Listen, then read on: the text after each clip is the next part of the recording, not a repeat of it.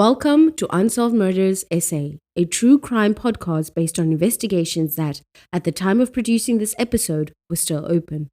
The views, information, or opinions expressed in this series are solely those of the individuals involved and do not necessarily represent those of Swisher Post, its parent company, and its partners. Some of the content featured in this series describes details of extreme violence. Therefore, viewers' discretion is strongly advised. Before we get into this episode, we'd like to thank you in advance for subscribing to our podcast. Every like, comment, and subscription goes a long way in helping us grow our Unsolved Murders SA community.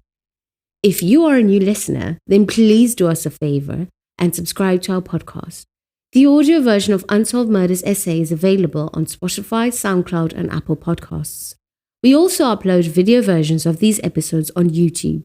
Simply search Unsolved Murders SA, subscribe to our channel, and turn on notifications to stay abreast with every upload. We are a self-funded media startup, so if you enjoy our content, buying us a cup of coffee is one way to help us grow. Thank you in advance for your support. Frida Priscilla Toit was a renowned fitness guru from North Riding, born on 6 June 1977. She matriculated from John Orr Technical in 1995 at the age of 18, where she was head girl. Priscilla also played netball and was part of the school's 100-meter and 150-meter track team. Her affinity for health saw her graduate with a diploma in personal training and nutrition at Intech College in 1997. By 2003, Priscilla had widened her professional scope with a certificate in basic bookkeeping from Damelin. In the years that followed until 2018, Priscilla equipped herself with certificates in marketing management, VAT, protocol training, business management, business life coaching, and other disciplines necessary for launching a successful startup company. However, in a tragic turn of events, Priscilla would not live to realize her ambitions of being an independent life coach, as you will come to find out. Outside of her demanding professional lifestyle, Priscilla was an avid fitness fanatic.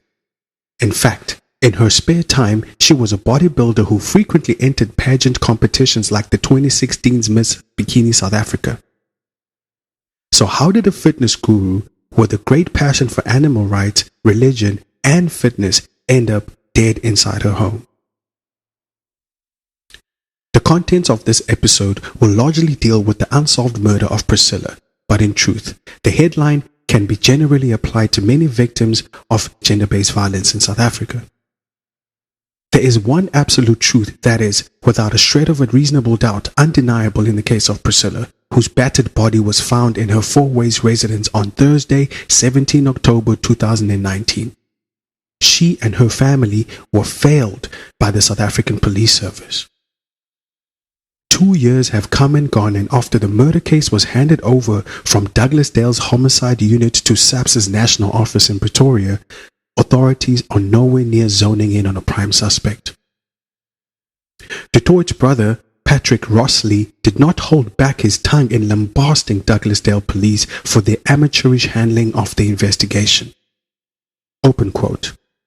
I actually sought legal advice to find out if there was any way that I could sue them, but I was told that it would be impossible if they were liable for my sister's death, which they were not. Close quote. At the root of the strain felt by Priscilla's family are the non-existent lines of communication between them and the lead investigators in the case. Rossley said, open quote, "We are the ones who picked up the phone and call in every now and then to ask for updates in my sister's investigation. We never hear from them." Close quote. However, this infraction is almost completely dwarfed by the shocking nature of the way this investigation was handled before it was passed on to National's homicide unit. To put everything into context, let's revisit the facts of the case that were provided to us by members of the Toit family. The last time anyone heard from Toit was on Monday, 14 October 2019. At approximately 9:46 p.m., she had posted an excerpt from Stephen Furtick's sermon about purpose on her Facebook page. Between then and when her barely recognizable body was discovered 3 days later, Priscilla was met with an extremely violent end to her promising life. Neighbors had stumbled on a gruesome discovery on that Thursday morning and alerted the Douglasdale police. At the crime scene, Rossley was with his mother Frida and close friends of Priscilla, including 3 males who had a personal relationship with the deceased. Alarmingly, responding officers did not cordon off the scene. Unauthorized people were granted leeway to trample all over the evidence, and according to Rossley, the forensic team did not even bother to collect the victim's broken nails that were strewn all over the floor. Telling us about this shocking claim, Rossley said, open quote, "We had to package the broken nails and send them in at the police station, begging the guys to have a look at it for forensic DNA, close quote. Sure enough, 17 days later, when National's homicide unit reconstructed the crime scene in search of forensic traces, none were ever found. This, we've come to understand, was due to the fact that Toit's home was cleaned by domestic workers on multiple occasions in the days after her body was removed from the crime scene. Rossley said about this, open quote, "Can you believe that no fingerprints were ever taken? I mean, not a single fingerprint was lifted by those guys. Tell me, how is that normal?" Close quote. Till this day, nobody knows how Priscilla's killer managed to slip into the high-security residential complex in 4 ways. Coincidentally, footage captured by CCTV cameras on that fateful night was lost due to supposed damage to the computer's hard drive after multiple bouts of unplanned load shedding. This was the reason offered to Rossley and his family when they probed the complex's security for information. Based on the information sourced on the case, at the time it was still active in the months following the murder, 3 men who shared a romantic history with Priscilla were deemed persons of interest in the investigation. The suspects will not be named on this episode. Also, certain information regarding the investigation is deemed as very necessary, and therefore we will refrain from delving deep into certain aspects of the case since it is still theoretically open. One of the suspects was an ex-boyfriend Priscilla was involved with on and off for a long time. The man, who will be given the nickname Dave, was, according to her family, known to have a violent streak and firmly believed he had unfinished business with Priscilla. Dave was a member of a notorious biker gang known as the Crusaders, which Priscilla, in her younger years, was a part of. Formed in 2006, the close-knit Crusaders Motorcycle Club has close to 1,000 members and more than 25 chapters across South Africa. They are 1%ers, a reference to a comment once made by the American Motorcyclist Association, which, open quote, that 99% of motorcyclists are law-abiding citizens and the remaining are 1% outlaws, close quote. The South African branch lives by the ethos, open quote, see everything, hear everything, say nothing, close quote. This is where she met and befriended the second suspect, a man who will be given the nickname Dwayne. Dwayne's rap sheet is known to local authorities. From the information we have sourced, Dwayne has had close associations with Douglasdale police and alleged ties with the underworld. Dwayne is a commanding figure that towers over people of regular height. Just like Priscilla, Dwayne is a fitness fanatic whose physique saw him flourish in the private security business. In fact, Dwayne was one of the first people to contact the media shortly after Priscilla was murdered to offer privileged information on the crime scene and investigation. The third suspect, by virtue of timing and circumstance, was a man who was romantically involved with Priscilla shortly before she was murdered. This man will be given the nickname Don. Now, according to Dwayne, who candidly spoke to the media after the death of Priscilla, he was at the crime scene on that dreadful Thursday. Not only that, but according to Dwayne, he may have been the last person to be in contact with the fitness guru. However, the version of Dwayne's story, which we will explore, has been highly contested by the Toit family. According to Dwayne, he was romantically involved with Priscilla in the last 3 weeks of her life. He claimed the two had reconnected in the months preceding the murder, years after their run-ins at events held by the Crusaders, and according to Dwayne, Priscilla had hit hard times and was in need of a cash advance, which he happily provided. Priscilla was, this we confirmed with the Toit family, in the process of selling her four-ways residence in preparation of moving back to her mother's house, where she was going to restart her life at her own pace. The cash advance, we believe, was for Priscilla to finally kickstart her fitness company, and according to Dwayne, not only did he provide the cash, he also allegedly assisted Priscilla with business administration processes. Close friends of Priscilla who knew about her association with Dwayne were always skeptical about the acquaintance.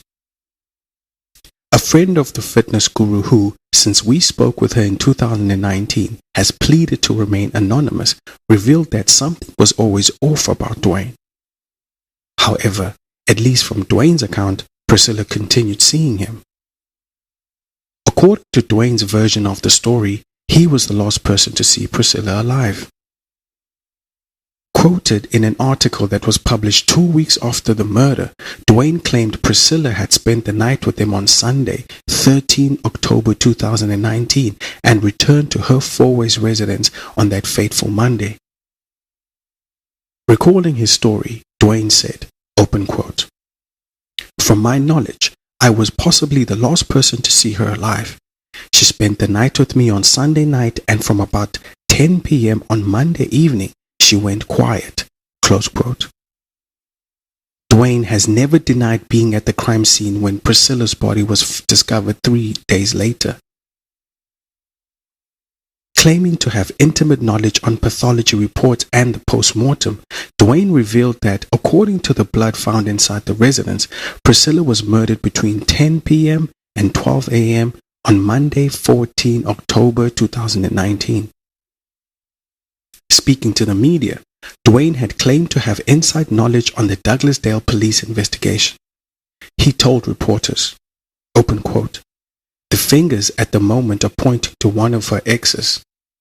We have found confirmation that puts him Monday evening on site," this is at Toit's residence, "with a Uber trip.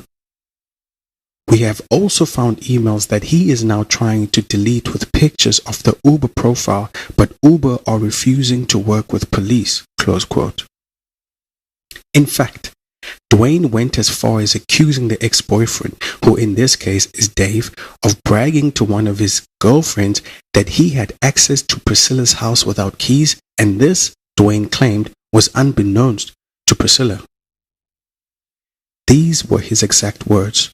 Open quote, "We have voice recordings that this guy basically bragging to one of his new girlfriends that he's got access to Priscilla's house without keys and without her knowing it. There is one set of her keys missing and there is one set of her remotes missing. So he's got access to getting into her house without being detected." The family of Priscilla has rubbished many of the claims made by Dwayne, indicated that in fact the man had a disturbing obsession with the fitness guru. Interestingly, Dwayne, by virtue of his close association with Douglasdale police, was allowed freedom to access Priscilla's house, which, on the day her body was discovered, was an active crime scene. The Toit's family has also claimed that Dwayne was seen removing crucial pieces of evidence from her property, acts that, under normal circumstances, are condemned. And by the way, eyebrow raising. Alas, despite a trail of circumstantial evidence that gave probable cause for Dwayne to be investigated further as a prime suspect in the murder, SAPS's National Homicide Unit, we believe, has abandoned their pursuit and he is no longer a central focus of the investigation. Side note, This is astonishing to say the least, since, according to the Toit family, this is not the first time a woman close to Dwayne has passed away under questionable circumstances. However, we will save this case for an episode later in the series. Don, according to information we have sourced, was romantically involved with Priscilla after her relationship with Dave ended. At the time, Priscilla was employed in the marketing division of Prime Media, a South African broadcasting giant. It's believed Don was partly responsible for Priscilla's decision to leave the company and venture out on her pursuit of self-employment. From the information obtained from the Toit family, Priscilla and Don were, for the most part, happy in their relationship. However, Priscilla, with her history of dating hardened crusaders, found it difficult to adjust to a relationship with a soft-spoken Don. It's believed Don helped Priscilla immensely and provided her with the financial support she needed in her startup pursuit. But somewhere in that complex arrangement, the two fell out. And, according to the Toit family, Don has found it extremely difficult to move on from the death of Priscilla, since he still blames himself for the tragedy that befell the fitness guru. From what we understand, Priscilla's decision to turn to Dwayne for help came after he had cut off all the support he'd given her. From what we understand, Don is no longer considered a suspect. Interestingly, however, Don, we have heard, has been making a valiant effort to move overseas in an effort to move away from the memories of that tragedy. This, however understandable as it may be, has left many questions unanswered for the Toit family. Then there is Dave, the love-obsessed ex-boyfriend who Priscilla survived after years of turbulence and abuse. He was the suspect who, according to Dwayne, had bragged about having access to Priscilla's property without her knowledge. Remember, earlier, we quoted Dwayne telling reporters that Douglasdale police had Uber receipts proving that Dave had allegedly traveled to the fitness guru's four-way residence on the night of her murder. According to Dwayne, Dave, who lived by the Crusaders' oath of silence, bragged about this to his girlfriend and friends. However, Dwayne's accusations about Dave were never corroborated, and from our knowledge, no concrete evidence exists that links Dave to Priscilla's murder. With no physical evidence acceptable in a court of law, no concrete suspects, and very few willing to come forward with information, Toit's murder investigation has hit a dead end. For the family, years passed and the hope of finding closure in the loss of a daughter and a sister is slowly diminishing. Toit's death, much like cases of many South African women who die in the hands of unscrupulous men, remains unsolved. If you are listening to this episode and happen to have information that could help investigators, please contact SAPS's toll-free Crime Stop number at 08600 10 111. This brings us to the end of our episode. If you enjoyed our podcast, please consider giving us a star rating. We appreciate all the feedback and it helps us improve the quality of our podcast.